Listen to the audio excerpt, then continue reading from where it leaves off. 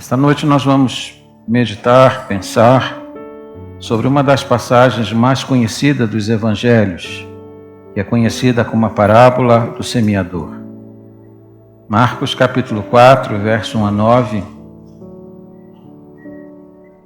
Se alguém do seu lado não tem um exemplar da Bíblia, eu peço para você dividir o seu, para podermos meditar juntos na palavra e conferir no texto aquilo que o pregador vai afirmar aqui.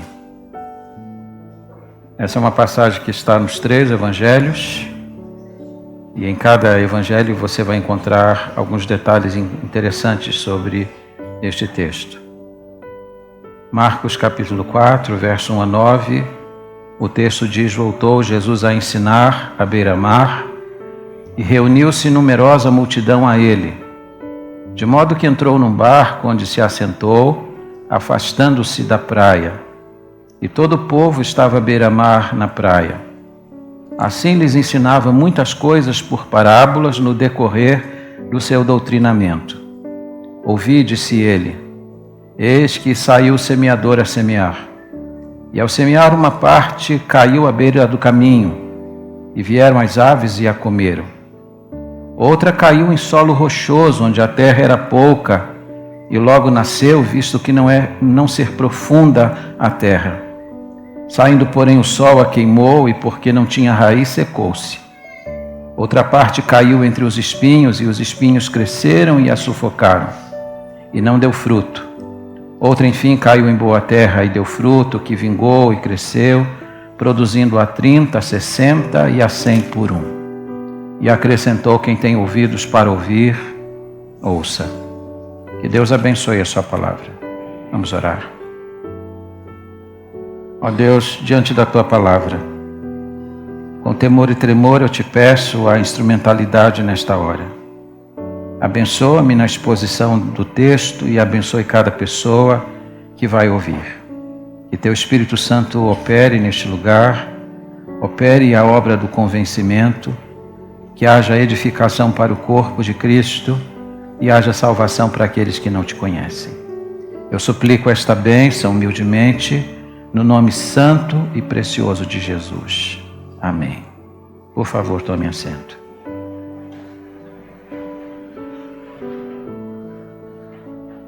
A primeira coisa que a gente deve olhar nesta passagem é o subtítulo que aparece nas nossas Bíblias. Ela é conhecida como a parábola do semeador. Mas nós acreditamos que esse título é um título inadequado. Essa parábola não é a parábola do semeador. A ênfase do texto não está no semeador, nem mesmo na semente. Embora Jesus nos fale sobre um homem que está comprometido com o reino, que saiu sem limites geográficos e sem limite de tempo, embora a Bíblia nos diga que ele tenha saído levando a semente para semear, e Jesus, ao interpretar essa parábola, disse que a semente é a palavra de Deus. Mesmo havendo um homem comprometido, e esse homem é o crente, é o cristão comprometido com o reino, embora havendo uma semente poderosa, e se vocês observarem no texto, em cada terreno ela produz algum efeito, a ênfase aqui está no solo. Jesus vai usar esse texto de hoje, esta parábola que ele conta à multidão, para explicar que em todos os lugares e em todos os auditórios, sempre encontraremos 4 tipos de solos. O solo aqui é o coração do homem. E Jesus disse como que o coração do homem reage sempre que a palavra de Deus ela é exposta. Alguns corações, segundo Jesus, são como terra batida. A semente não penetra. É uma semente que é rapidamente arrebatada pelo inimigo. Outros são como um terreno rochoso, onde a semente cai, havendo pouca terra, germina, mas logo se queima. Outros são como aquela semente que cai em um terreno onde os espinhos logo sufocam. Jesus disse que esse é o tipo de ouvinte muito ocupado. Mas Jesus disse que alguns são como uma boa terra, onde a palavra cai e frutifica. Jesus está explicando o fenômeno que acontece em cada lugar e em cada auditório à medida que a sua palavra é exposta. Mateus, quando conta essa parábola, ele começa com uma expressão dizendo naquele mesmo dia. Ele remonta para nós o cenário, ele remonta para nós o contexto em que Jesus está contando esta parábola. E isso está muito evidente se você está com a Bíblia aberta, olhando para o capítulo 3. A maneira como o capítulo 3 termina, você vai ter uma visualização daquilo que Mateus está afirmando lá. O que aconteceu naquele dia? Naquele dia, Jesus teve 2 confrontos que geraram muita atenção. A tensão com os fariseus e os escribas. Diz que Jesus tinha expulsado um demônio de uma pessoa. Essa pessoa era muda, era surda pela ação do diabo. Mas Jesus, com poder e autoridade, expulsou o demônio. Mas diz a Bíblia que as lideranças religiosas, não podendo aceitar o mover de Jesus, o poder com que ele realizava a sua obra, passaram a acusar Jesus de expulsar demônios pelo príncipe dos demônios. E nesse contexto, Jesus vai dizer que esse tipo de pecado nunca será perdoado. Jesus disse que esse tipo de pecado é aquilo que ele chama de blasfêmia contra o Espírito Santo. Quando alguém atribui a obra de Deus, dizendo que esta obra foi realizada por Satanás. Foi um momento de tensão. Mas não bastasse a tensão com as lideranças religiosas, Jesus teve tensão com a sua família. Diz a Bíblia que sua mãe e seus irmãos vieram buscá-lo. Queriam levá-lo à força, porque imaginavam que Jesus estava meio que fora de si. Jesus estava dedicando muito tempo ao ministério, estava dedicando muito tempo às multidões, não estava tendo muito tempo para descanso, para alimentação. Então havia já um burburinho no meio da multidão que Jesus está um pouco desequilibrado emocional e mentalmente. E a família de Jesus foi lá para buscá-lo. E Jesus recebe o recado que sua mãe e seus irmãos estão do lado de fora. Querem falar com ele, mas ele conhece, ele sabe as intenções que estão presentes nos corações das pessoas. E Jesus vai aproveitar aquela conjuntura para mostrar uma coisa preciosa. Ele pergunta: quem são meus irmãos, minhas irmãs, quem é a minha mãe? E ele aponta então para os discípulos e disse: estes são minha mãe, meus irmãos, minhas irmãs. Observe que Jesus coloca os vínculos espirituais acima dos vínculos terrenos, da nossa família terrena. Aquele foi um momento de grande tensão. E aqui, olhando objetivamente para esta passagem, eu quero chamar a atenção de vocês para 4 coisas importantes na introdução desse sermão. A primeira delas, o cenário. O verso 1 diz assim: voltou Jesus a ensinar à beira-mar. Quando Jesus está ensinando a multidão e contando essa parábola, o ministério de Jesus está num momento de grande perseguição. Até aqui Jesus havia ensinado nas sinagogas aos sábados. Esse foi o método que Jesus tinha usado para falar ao seu povo. Como Jesus sabia que as multidões se reuniam nas sinagogas aos sábados ele estava lá para ensinar. Mas como a porta da sinagoga havia sido fechada para ele, porque agora as lideranças religiosas estão contra ele, Jesus sai da sinagoga e começa a pregar do lado de fora. E aqui prestem atenção, porque Jesus mostra que os métodos são flexíveis. Jesus nunca tratou com rigidez os métodos. O que era rígido era o ensino dele. Nós podemos mudar o método, nós não podemos mudar a mensagem. Como não podia mais pregar na sinagoga, Jesus passa a ensinar à beira-mar. E diz a Bíblia que a multidão afluiu para aquele lugar. A multidão o apertava naquele lugar. E Jesus vai fazer de um barco o seu púlpito. Ele começa a ensinar a multidão daquele barco. E ele vai começar a revelar alguns princípios importantes para a multidão que ali está. A segunda coisa importante que a gente precisa olhar nesta passagem é o método. Verso 2. Assim lhes ensinava muitas coisas por parábolas. Se eu perguntasse aqui neste auditório o que é uma parábola, É possível que alguém diga assim: parábola era uma ilustração que ele usava para revelar um princípio do seu reino. Pois eu lhe garanto que parábola era muito mais do que isso. As parábolas eram janelas que Jesus usava. Janelas abertas para o seu povo. Para que seu povo pudesse, por essa janela aberta, olhar os mistérios do reino de Deus. Mas essa mesma janela que se abria para o povo de Deus olhar e contemplar os mistérios do reino de Deus, era uma janela fechada para aqueles que estavam fora do reino do Senhor. E aqui é importante que você entenda isso para você não ter uma compreensão errada da palavra. Porque pode parecer que há uma ação intencional de Deus para impedir as pessoas de entenderem o reino de Deus.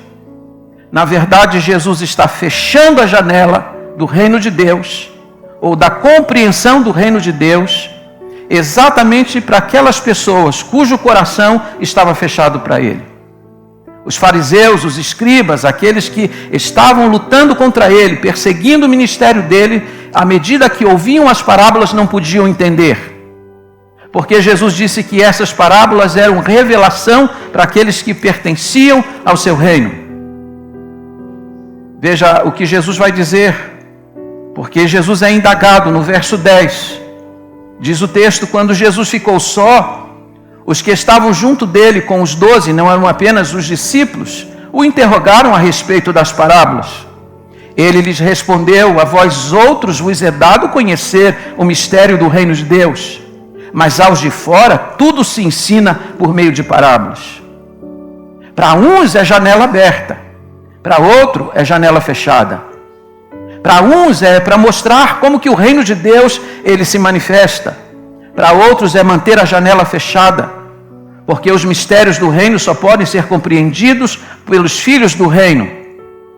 E aqui presta atenção nesta palavra mistério, porque essa palavra era uma palavra muito importante nos dias de Jesus e dos apóstolos. Os gnósticos trabalhavam a chamada religião de mistério. Diziam que havia um segredo oculto. É a partir daí que surgem as religiões de mistério. Se alguém, por exemplo, começa a trafegar em maçonaria, eles dizem que há um mistério que você precisa conhecer. E aí você vai subindo degrau a degrau até um dia conhecer esse mistério. Na religião de mistério, mistério é compreendido como uma coisa oculta, escondida. Não é esse o sentido da palavra de Jesus.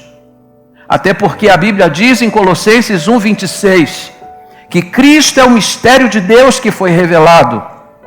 O que a Bíblia quer dizer com mistério é que durante muito tempo, enquanto Jesus não havia se manifestado, havia um aparente mistério no reino de Deus. Mas quando ele se manifestou, o mistério foi revelado. Jesus é um mistério que nós podemos compreender, porque ele é revelado para todo aquele que tem o coração aberto para a sua pessoa, aqueles que são chamados de filhos do reino. Terceiro lugar, a hermenêutica. Diz o texto que os discípulos perguntam a Jesus o sentido desta parábola. Eles não conseguiram penetrar o sentido dela. E aí veja, verso 13 comigo. Jesus vai replicar, uma vez que eles não estão compreendendo. Então lhes perguntou: não entendeis esta parábola? E como compreendereis todas as parábolas? Aparentemente esta é uma parábola que abre o entendimento para todas as demais. Mas se você ler os 3 relatos sobre esta parábola, você vai perceber que essa repreensão de Jesus aos discípulos só se encontra neste evangelho. E esta repreensão de Jesus tinha o seguinte sentido: vocês caminham comigo, vocês convivem comigo, eu ensino vocês, mas parece que ainda falta iluminação no entendimento de vocês para compreenderem as coisas. É como se Jesus dissesse: essa é uma parábola muito simples. Se vocês que convivem comigo já receberam a iluminação necessária, ainda não conseguem compreender isso, como que vocês vão compreender as outras coisas que eu tenho para revelar? por último, a realidade. Versos 4 a 7. Jesus vai dizer que todo coração humano é como um solo. Ouça com muita atenção, você que está aqui, você que me acompanha na internet. O seu coração é uma terra. É uma terra que precisa receber a semente da palavra de Deus. E essa semente ela é poderosa. Mas Jesus disse que alguns corações reagem para receber esta palavra. É essa semente bendita que é a palavra. E há corações que se encontram endurecidos para esta palavra. E esses corações são corações onde o diabo corre com muita rapidez para arrebatar a palavra, para não permitir que ela germine no coração do homem. Hoje à noite nós vamos olhar para esses 4 solos. Peço que você mantenha atenção no texto comigo. O primeiro solo que Jesus vai apresentar para nós é um solo endurecido. Verso 3 e 4. Ouvi. É Jesus que está falando. E preste atenção que o verbo ouvir aqui, ele faz todo sentido na passagem. Você está me ouvindo. Pessoas estão em casa me ouvindo. Como a multidão estava ouvindo Jesus. O verbo ouvir é o limite desta parábola. Jesus começa dizendo ouvir.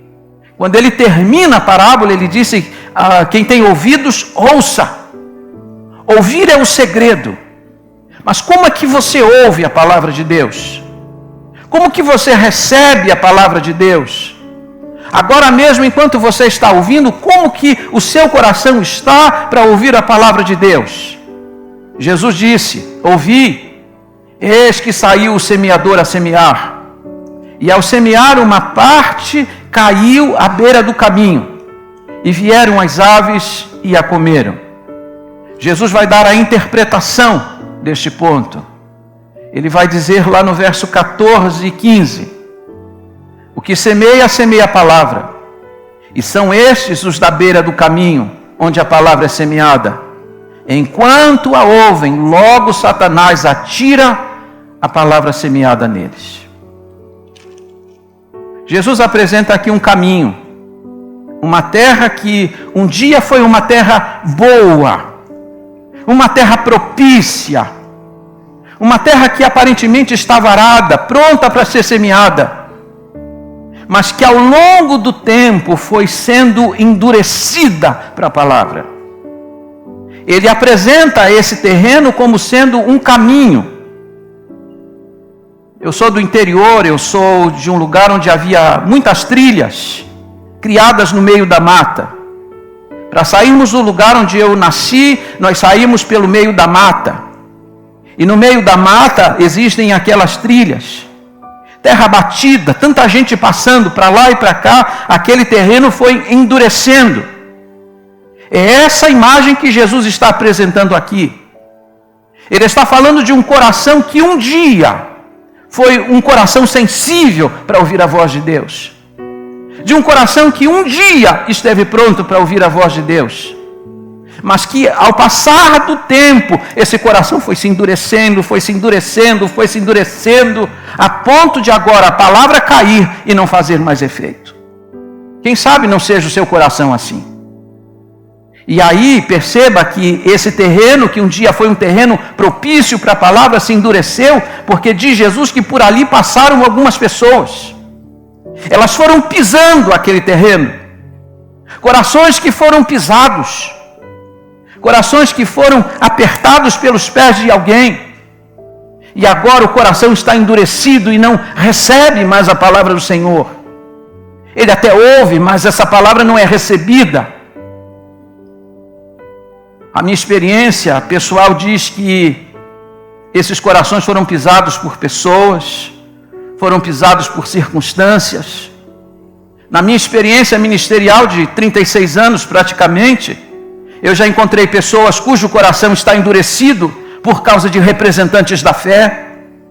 Gente que um dia congregou em igreja. Gente que um dia colocou as suas expectativas em um determinado líder, em um determinado pastor, numa determinada igreja. Mas aí algum tipo de decepção aconteceu, e aí o coração se fechou, o coração se endureceu, e agora mesmo você pregando a palavra, essa pessoa não quer receber mais. Porque ela confunde o pregador com a mensagem. Ela confunde o representante do Evangelho com o próprio Evangelho. E como o representante do Evangelho as decepcionou, elas não querem mais ouvir o Evangelho. O coração foi se endurecendo, porque esse terreno foi pisado. Esse coração foi apertado pelo pé de alguém. Outras pessoas têm o coração endurecido pelas circunstâncias da vida. Pessoas que um dia estavam prontas, dispostas a ouvir o Evangelho, mas os problemas da vida, as dificuldades, as perdas, as decepções que sofreram ao longo do caminho, e aí o coração foi se endurecendo. Nós sempre falamos sobre Jó como aquela pessoa paciente no meio das provas. O que a gente ignora é que no meio das provas, quase que o coração de Jó se endureceu. É por isso que no capítulo 9, versículo 14, o próprio Jó faz uma pergunta: quem é aquele que se endureceu contra o Senhor e prevaleceu?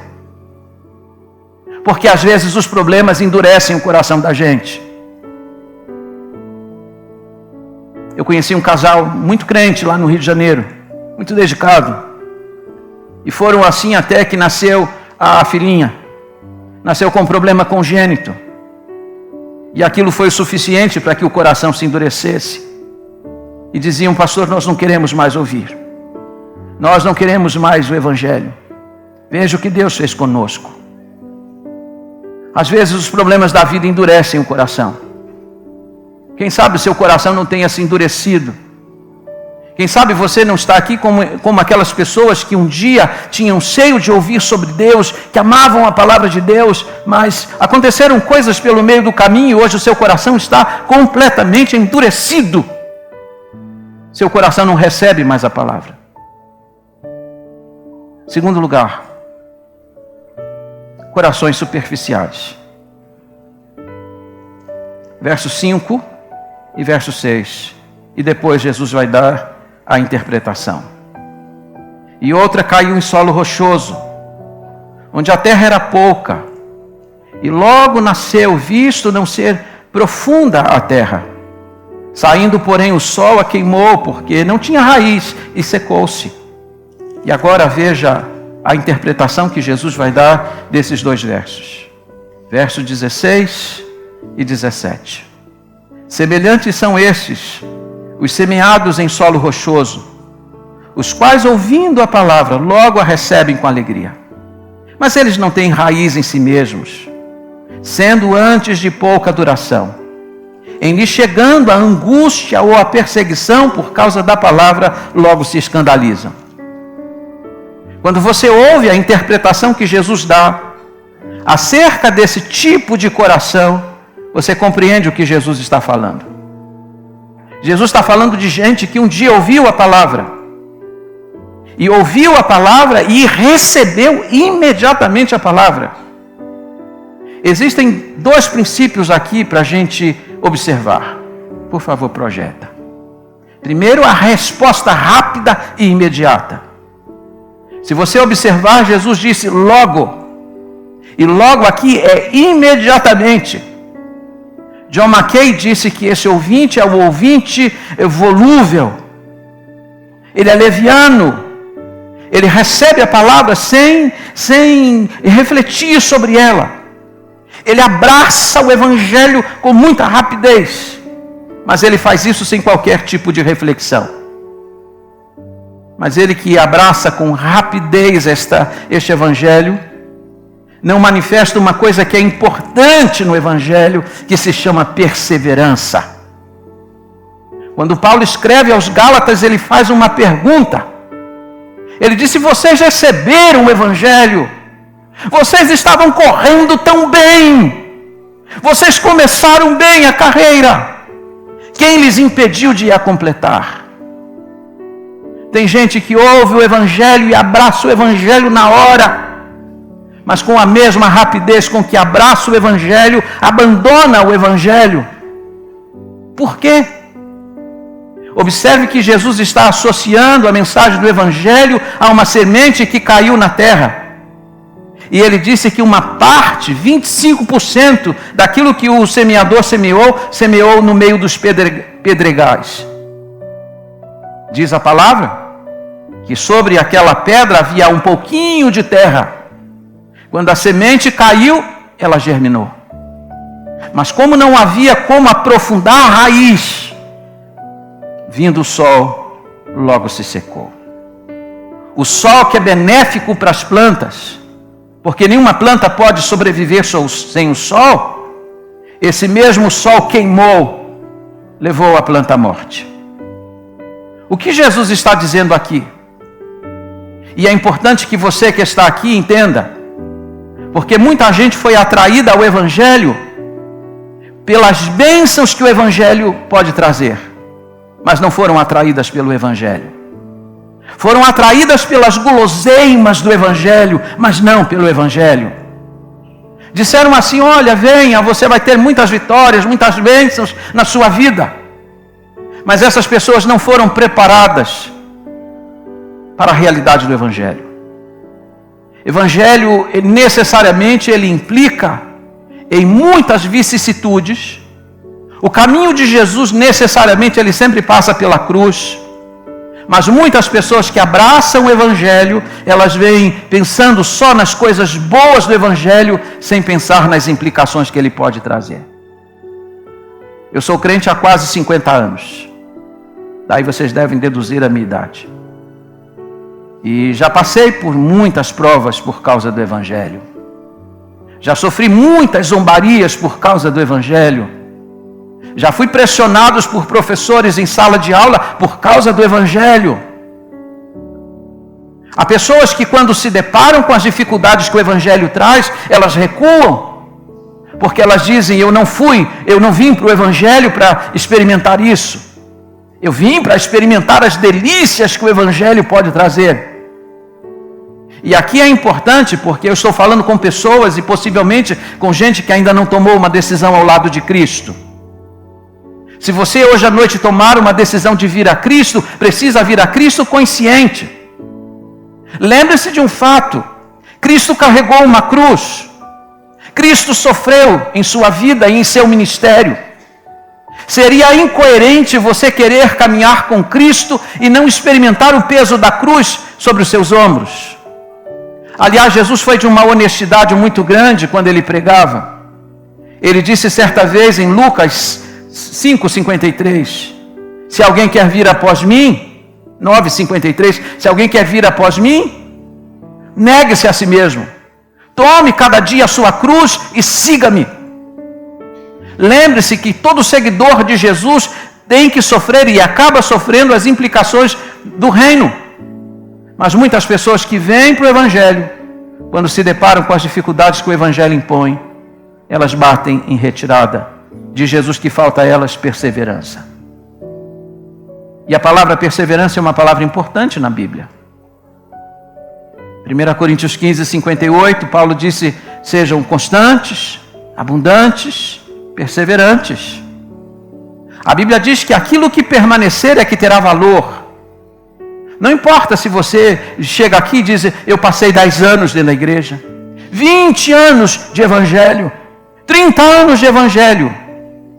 O que importa é se você perseverou ao lado de Jesus. Se você perseverou na palavra dele. E diz Jesus que são esses que frutificam. São esses cujos frutos permanecem. Em terceiro lugar, Jesus vai falar sobre aqueles cujos corações estão ocupados. E quem sabe o seu coração não esteja? Quem sabe seu coração não esteja enfrentando as muitas disputas ao seu lado. Versos 7 e 8. Outra parte caiu entre os espinhos, e os espinhos cresceram e a sufocaram, e não deu fruto. Verso 8. Outra, enfim, caiu em boa terra. Jesus fala de um tipo de semente, que quando semeado, e isso aqui é importante eu dizer a vocês, o semeador, quando ele sai para semear, de Jesus ele não escolhe em que tipo de terreno ele vai semear. Ele semeia à beira do caminho. Ele semeia no meio dos pedregais. Ele semeia entre os espinhos. Ele semeia em boa terra. Ele semeia a semente porque ele não tem o dever de escolher o solo. Eu me preocupo muito quando eu olho para as determinadas igrejas evangélicas hoje, que fazem opção por público. Essa igreja aqui é a igreja de jovens. Essa igreja aqui é uma igreja de gente madura. Essa igreja aqui é para gente rica. Essa aqui é uma igreja para gente pobre. Esses dias atrás, alguém me comentou sobre uma igreja aqui em São Paulo, que para ser membro da igreja você precisa apresentar a sua declaração de imposto de renda. Dependendo do que você declara de imposto de renda, você não pode ser membro daquela igreja, porque eles só recebem pessoas ricas. Eles fizeram uma opção por um público. Se você for pobre, você pode até frequentar o culto da igreja, mas nunca será aceito por ela, porque eles só aceitam pessoas ricas. No Evangelho de Jesus não é assim. A semente é semeada em todo tipo de solo, mas uma parte dessa semente caiu entre os espinhos. E observe que germinou, e observe que ela começou a crescer. Mas ela cresceu, mas ela não deu fruto. E eu acredito que esta semente é a semente que está presente em muitas das nossas igrejas. A semente caiu lá e germinou. Ela germinou, mas não está dando fruto nenhum. E a pergunta que você faz é essa: por que que não dá fruto? Não dá fruto porque os espinhos estão sufocando. E aqui preste atenção em 3 detalhes que esta passagem vai ensinar para a gente. Primeiro, esse tipo de ouvinte, que é o ouvinte ocupado, ele ouve a palavra de Deus, mas ele não dá prioridade para a palavra de Deus. Tem muita coisa disputando a atenção dele, e necessariamente nem são coisas ruins. Você já leu a parábola da grande ceia em Lucas 14? Em Lucas 14, Jesus conta sobre um homem que comprou 2 juntas de bois. Conta sobre um homem que acabou de se casar. E conta sobre um homem que acabou de comprar um campo. O que comprou as juntas de bois disse assim: olha, eu não posso atender o chamado para o discipulado, porque eu preciso testar os meus bois. E foi embora. O outro disse: eu comprei um campo, eu preciso ver esse campo agora, eu preciso analisá-lo. Também não posso segui-lo agora. O outro disse: eu acabei de me casar, eu tenho que ir para a lua de mel, não posso te seguir agora. A pergunta é: o que tem de errado em comprar uma junta de bois? O que pode ser errado em comprar um pedaço de terra? Existe alguma coisa errada em se casar? Não, não existe. O problema é a prioridade que se dá. E às vezes o nosso coração está dividido com tanta coisa que a gente já não dá mais atenção a Deus e a sua palavra, e então a gente não dá fruto nenhum no reino de Deus. Nós estamos plantados dentro da igreja e até vingamos como planta, mas nós não estamos dando fruto nenhum, porque a nossa atenção está dividida entre muita coisa.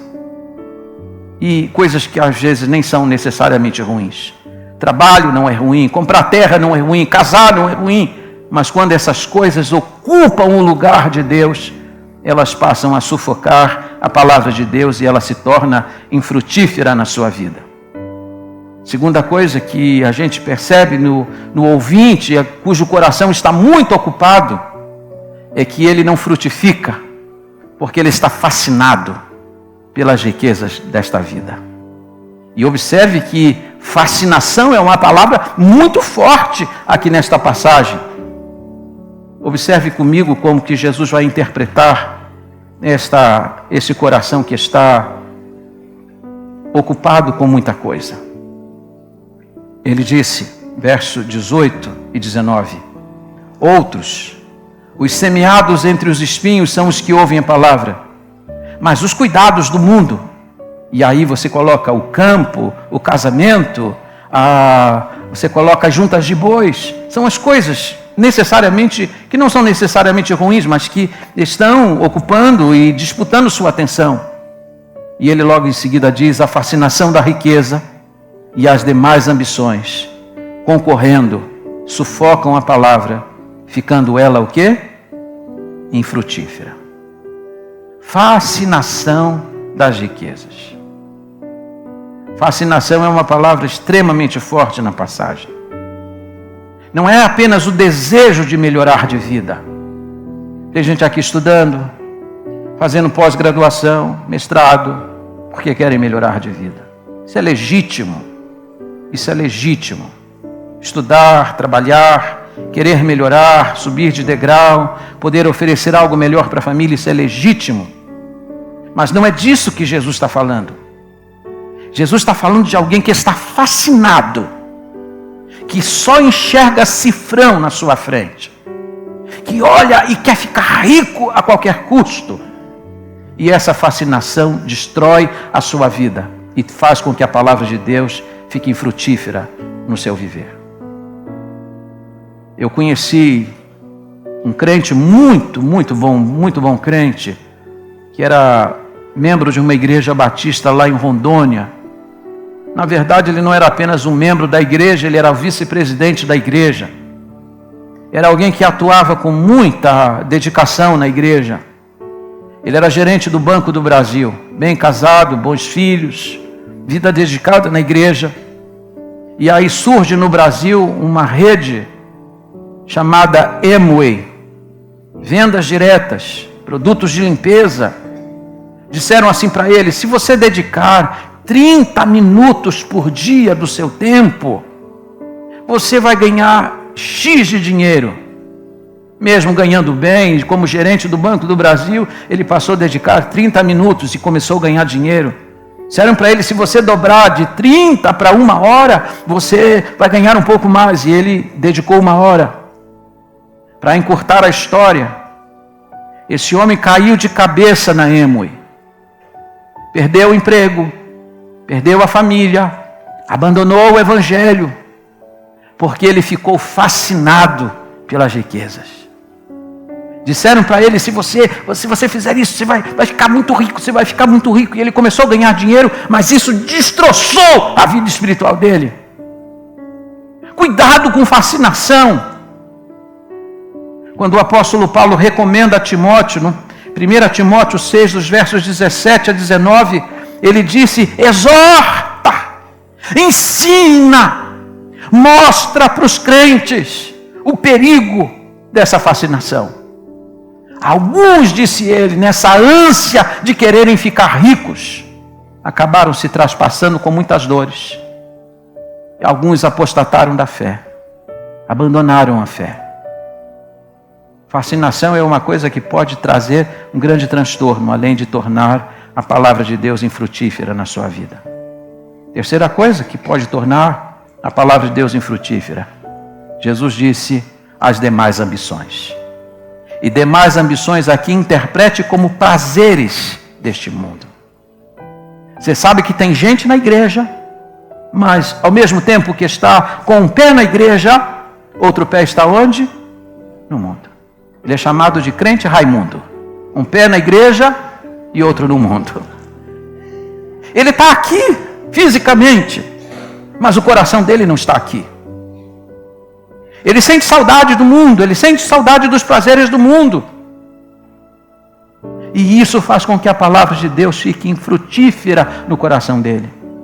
Ele está na casa do Pai, mas parece que ele não se satisfaz com as coisas que o Pai tem para oferecer para ele.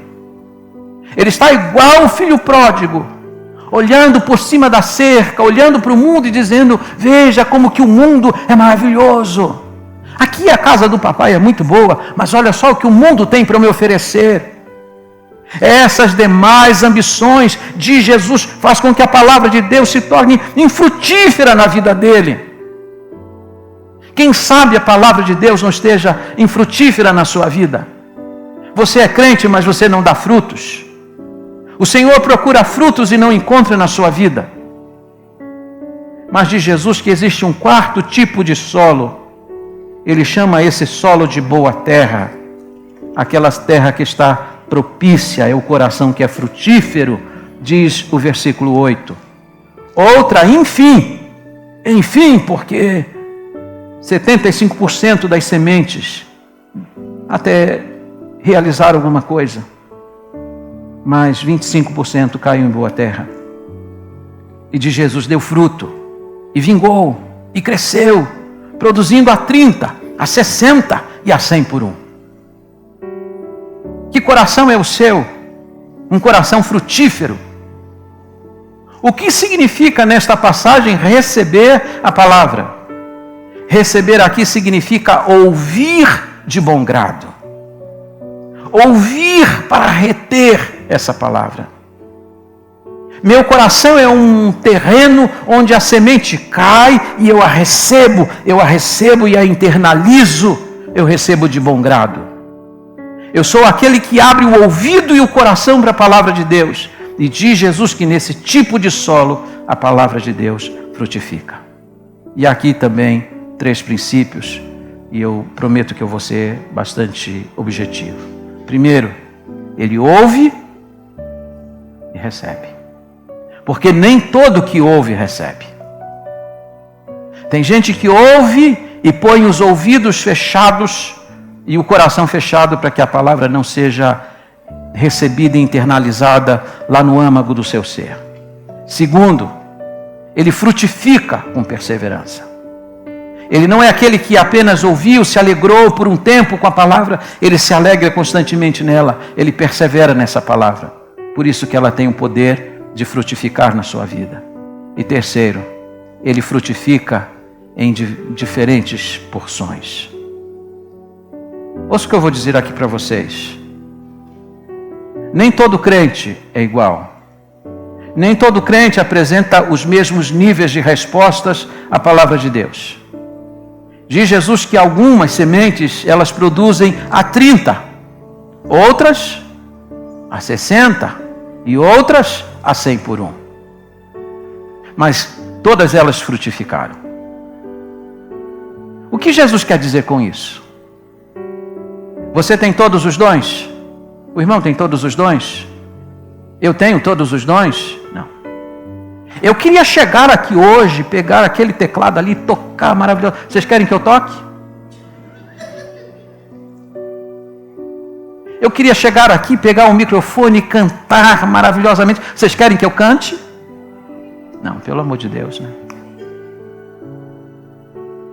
Existem pessoas aqui que são capazes de cantar maravilhosamente bem, que são capazes de tocar maravilhosamente bem, pessoas que são capazes de operar os aparelhos da igreja muito bem, coisas que eu não posso fazer, porque cada um tem um nível de resposta a esta mensagem. Uns produzem a 30, outros produzem a 60, outros produzem a 100. O que importa é que a palavra de Deus foi recebida e ela está frutificando na vida. E é esse o desafio da palavra de Deus. Que o seu coração seja como uma terra propícia para a palavra. Que você comece a produzir e dar respostas a esta palavra, ainda que muitas vezes em diferentes porções. E eu vou terminar. Vou terminar com 3 palavras para os irmãos. A primeira delas: não subestime o quê? As forças que se opõem à palavra. Não existe um campo mais acirrado de luta e de batalha espiritual do que o campo da pregação do Evangelho. Zacarias 3 diz que quando o sacerdote se levantou para ensinar, Satanás se levantou do lado dele para se lhe opor. Sempre que alguém se levanta numa tribuna, e eu não estou falando desses modernos pregadores, sempre que alguém se levanta na tribuna para pregar o Evangelho, existe uma batalha espiritual acontecendo ali. Se você olhar para esta passagem, você vai ver que todas as forças se levantaram para conspirar contra esta palavra. Criaturas racionais, os homens, porque diz a Bíblia que o terreno foi pisado por quem? Pelos homens. Se você olhar, vai ver que as criaturas sensitivas se armaram contra a palavra, porque diz que as aves vieram para roubar a semente que foi lançada no terreno, e Jesus disse que as aves, elas representam Satanás. Você vai ver que as criaturas vegetativas se armaram contra a palavra, porque logo vieram os espinhos. Você vai ver que as criaturas insensíveis, que são as rochas, impediram a semente de frutificar. O que a Bíblia mostra é que sempre que a palavra de Deus é exposta, existem forças contrárias que se levantam contra ela. Se a igreja tivesse noção clara sobre isso, nós gastaríamos um tempo enquanto o pregador anuncia a palavra para a gente orar e interceder, porque nesta hora, pode ter absoluta certeza, está acontecendo uma batalha espiritual. O diabo está trabalhando aqui para pegar a semente que está sendo lançada e arrebatar do coração como uma ave de rapina que é roubar a semente. Existe batalha espiritual sempre que a palavra de Deus ela é exposta. A segunda coisa que você deve observar nesta passagem é que você não deve superestimar as respostas imediatas. Aquelas pessoas que chegam e abraçam o Evangelho com uma rapidez, sem reflexão nenhuma, e você diz, isso aí é convertido. Quantas vezes nós batizamos pessoas aqui, que aparentemente estavam bem convertidas, que estavam apaixonadas por Jesus, mas aquilo, com a mesma rapidez com que foi manifestado, com a mesma rapidez desapareceu. Quando o apóstolo Paulo disse para Timóteo, para ele não se precipitar em colocar as mãos ou impor as mãos sobre ninguém, Paulo estava falando, tenha cuidado com precipitação. Se há uma coisa que a gente deve dedicar tempo, é observar aqueles que de fato são convertidos. Nunca superestime, dizendo, não, ele chorou, você viu quanto que ele chorou? Eu já vi gente que chegou aqui se debulhando em lágrimas, debulhando no domingo, segunda-feira não queria mais saber do Evangelho. E já vi gente que chegou aqui com o rosto seco e são crentes maravilhosos. Então nunca superestime resposta imediata. Terceiro, não subestime o quê? O poder da palavra. Sabe por que eu prego só a palavra? Porque essa palavra ela é poderosa. Porque essa é a palavra de Deus. E a palavra de Deus ela é poderosa se você observar em cada lugar onde ela foi semeada, ainda que ela não tenha frutificado, ela realizou alguma coisa. Não percamos tempo com outras coisas, anunciemos a palavra. Falemos da palavra, porque essa semente vai cair certamente em algum momento no coração de alguém, e ela vai produzir os frutos para os quais ela está sendo enviada. Quando você lê o livro do profeta Isaías, no capítulo 55, ele disse que é seguro isso, que assim como cai o orvalho do céu e para lá voltam, a palavra de Deus nunca volta vazia. Ela sempre cumpre o seu propósito. Anuncie a palavra, fale da palavra para os seus filhos, fale para o seu marido, fale para a sua esposa, coloca recado aqui, coloca versículo ali. A palavra de Deus ela é poderosa. Vou citar aqui mais uma vez, me perdoe porque tem pessoas aqui que não ouviram essa história. Tem um diácono aqui em São Paulo, convertido a Jesus Cristo, um crente que dá muito fruto, mas que foi uma pessoa completamente avessa ao Evangelho, que detestava crente. E lá na Sé, na estação da Sé, uma das nossas irmãs em Cristo, todos os dias, descendo ali a estação, colocando uma banca e os seus versículos e os folhetos para distribuir. E aí quando as pessoas vão descer na escada, ela vai entregando o folheto, falando de Jesus. E aquele homem, quando foi receber o folheto, com tanta raiva, rasgou aquele folheto e chutou a banca dela. Não gostava de crente. E aí ele foi trabalhar. À noite chegou em casa, foi tomar banho, tirando a camisa no banheiro para tomar o seu banho, um pedacinho do folheto ficou grudado no peito dele. E o pedacinho dizia assim, Jesus disse. Jesus disse, mas o que Jesus disse? E ele ficou pensando durante o banho, o que Jesus disse? Ele foi dormir pensando o que Jesus disse. E ele ficou com aquela palavra ardendo no coração, 2 palavras só. Mas era a palavra de Deus. Deus fez uma obra naquela madrugada que aquele homem levantou, correu para a estação da Sé, pediu perdão àquela mulher e disse, me dá o folheto de novo, porque eu quero saber o que Jesus disse. Essa palavra é poderosa, essa semente é poderosa, porque esta é a palavra de Deus. E ela nunca volta sem produzir o seu efeito. Esse é o efeito seguro que a palavra de Deus tem. Mas a pergunta aqui hoje à noite é esta: que tipo de coração é o seu? Seu coração é um coração ocupado, tem muita coisa, eu estou pensando, trabalho, estudo, estou pensando isso, fazer aquilo, e eu não tenho tempo para dar prioridade à palavra de Deus. Você é o tipo de que tem um coração superficial, a palavra até chega, mas ela não produz efeito, porque tem muita coisa disputando a sua atenção. O seu coração é uma boa terra, pronta para receber a palavra. Posso lhes garantir que existem 4 tipos de coração aqui.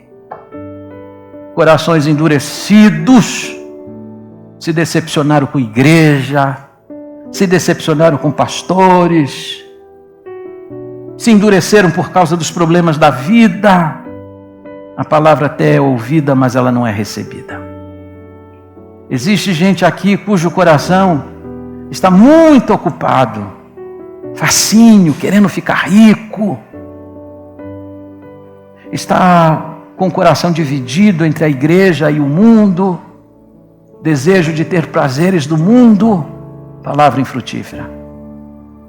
Existem pessoas aqui cujo coração é superficial, recebem até com alegria, mas não querem as implicações de seguir a Jesus Cristo.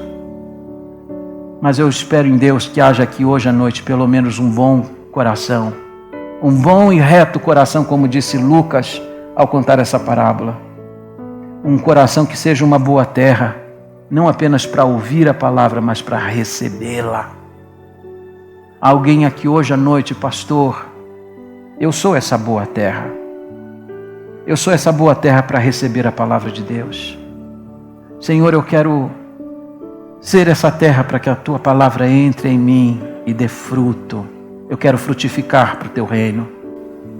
Que tipo de coração é o seu? A palavra de Deus está sendo apresentada a você e só você pode dar resposta a esta palavra. A igreja, por favor, fique em pé. Eu não sei quanto a vocês, mas eu estou seguro de que esta palavra vai produzir seu efeito.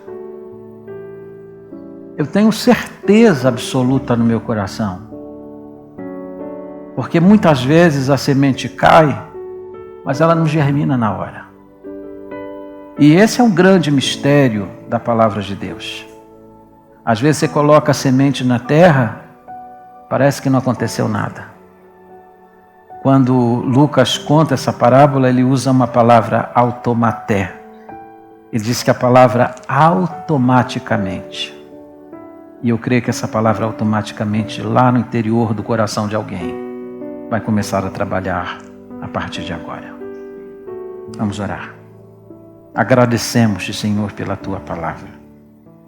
Agradecemos-te porque um dia o nosso coração se abriu. Obrigado porque, embora nós tenhamos respostas diferentes, porque alguns aqui produzem 30, outros 60, outros 100 por um, mas nós estamos produzindo frutos. E se alguém aqui com o coração ocupado com as coisas deste mundo, Deus, fala o coração hoje, para que, ó Deus, haja prioridade para a tua palavra, para que frutos possam ser produzidos. Se alguém aqui cujo coração é um coração superficial, vindo para o Evangelho apenas pelas coisas boas que o Evangelho pode oferecer e não pelo Evangelho, que haja uma transformação. Se alguém aqui com o coração endurecido, porque o coração foi pisado por pessoas e circunstâncias, faze uma obra de transformação. E permita que a tua palavra, que é uma semente bendita, comece a produzir e a frutificar no coração de alguém. Que nos próximos dias possamos ouvir sobre um milagre que a tua palavra produziu no coração de alguém. Eu te peço isto humildemente em nome de Jesus.